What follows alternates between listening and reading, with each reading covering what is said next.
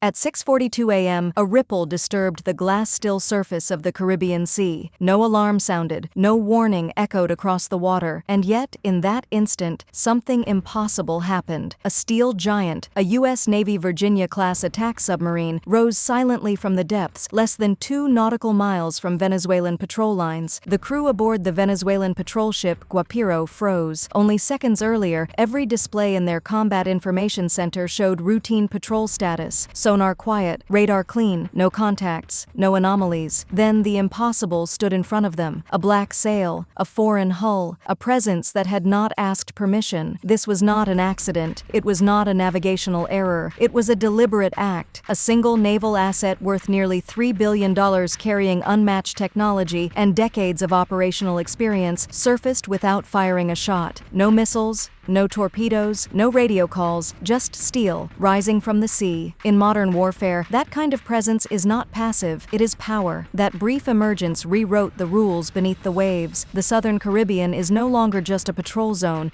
it is a pressure point. The U.S. military buildup here is real and sustained. Guided missile destroyers patrol nearby shipping lanes, intelligence aircraft orbit beyond radar range, submarines move where surface ships cannot. According to open reporting, this posture reflects a broader strategy, asserting maritime dominance in a region where criminal networks, political tension, and military signaling now overlap. But one question changes everything. What if that submarine wasn't simply observing? What if it was testing the threshold, how close it could come before silence turned into confrontation? Stay with the military mind, because the ocean may look calm, but beneath it, control is being renegotiated. Imagine the steel hull of a vessel worth $3 billion gliding beneath the Caribbean dawn. This is a Virginia-class fast attack submarine. Its name is irrelevant. Its capability is not. Designed for dominance in underwater warfare, it carries Mk-48 heavyweight torpedoes and more than 40 Tomahawk cruise missiles capable of striking targets hundreds of miles inland. Its sensors absorb the ocean's soundscape, separating background noise from human-made signatures with surgical precision. Its propulsion system masks movement, dissolving vibration into silence. This submarine does not announce itself. It listens. It waits. It chooses when to be seen. And when it does, it controls not just the moment,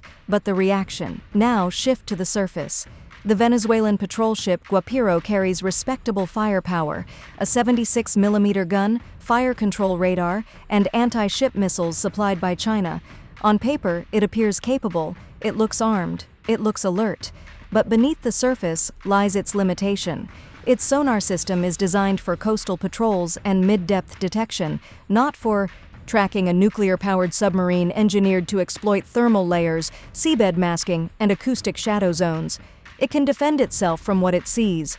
It cannot defend itself from what it never knows is there.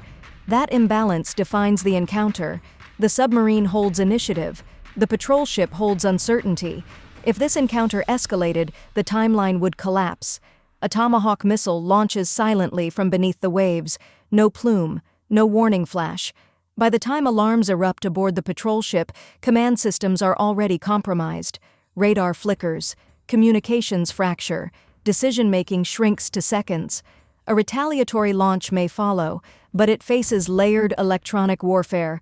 Guidance degrades, tracking falters, probability collapses. The submarine vanishes, the patrol ship is left damaged or erased. This would not be a battle, it would be a demonstration. This is not 20th century naval combat. This is control before contact. As night settled over the Caribbean, the submarine entered silent run.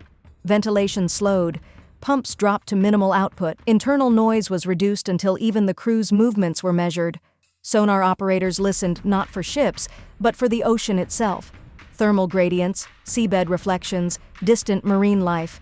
Above, the Guapiro maintained routine. Radar rotated. Sonar pulsed. Logs were updated. Communications checked in at scheduled intervals. Everything felt normal. Inside the submarine, nothing was normal. Analysts watched radar sweep intervals, sonar timing, radio discipline, and crew response cycles. Each data point built a profile. Then came the transmission. Encrypted intelligence packets streamed to U.S. Southern Command in Florida and onward to a forward command ship. Not weapons data, behavioral data. The patrol ship had become a case study. Then, deliberately, the submarine surfaced. At 1.9 nautical miles, alarms flooded the Guapiro. Lights flashed red, guns rotated, radars spun faster.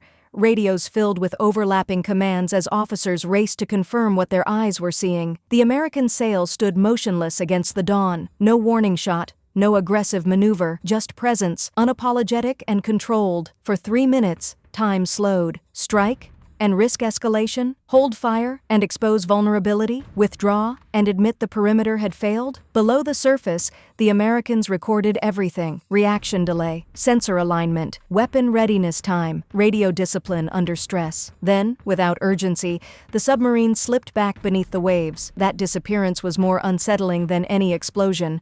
No wreckage, no engagement report, no clear ending. The submarine didn't just leave, it delivered its true payload. Acoustic signatures, thermal profiles, reaction patterns, human behavior under pressure. For Venezuela, patrols resumed. Routes stayed the same. Procedures looked unchanged, but the sea no longer felt neutral, because now they knew something could enter their waters, stay long enough to measure them, and leave untouched.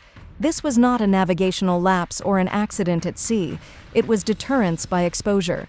By surfacing, the submarine deliberately sacrificed invisibility for leverage.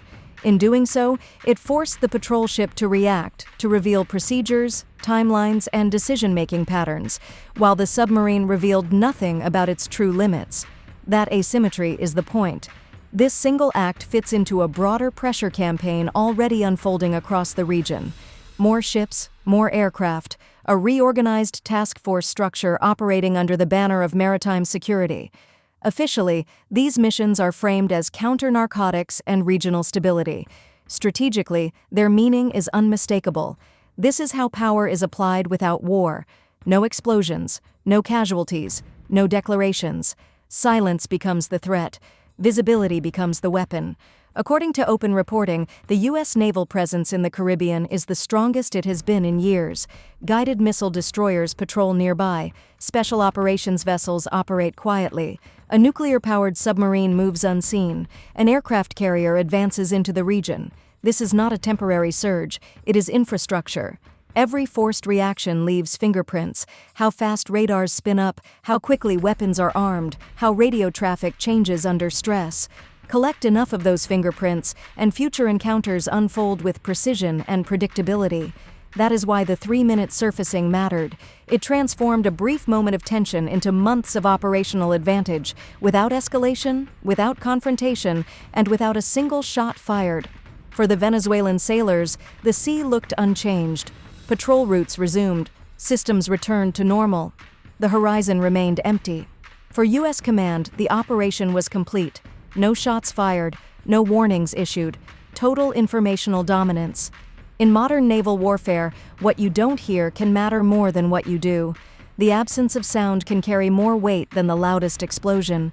If you were the commander of that patrol force, what would you do next? Increase patrols and risk confrontation, or accept that a ghost now moves freely through your waters?